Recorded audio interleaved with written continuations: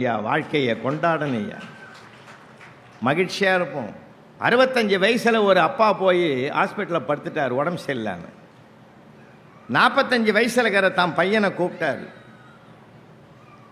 எல்லாரையும் போங்கன்ட்டார், அவனை மட்டும் கூப்பிட்டாரு. இங்கே பாடுறா, இப்போவும் கேட்குறேன், நீ 8ஆம் கிளாஸ் படிக்கிற போது கணக்கு பேப்பரை 90 மார்க்கோடு கொண்டாந்து காட்டினேன். நான் அப்போவே கேட்டேன், நீ 90 வாங்குகிற ஆள் இல்லைடா, இந்த பூஜ்ஜத்தை நீ தானே போட்டேன்னு கேட்டேன். இல்லவே இல்லைன்னு.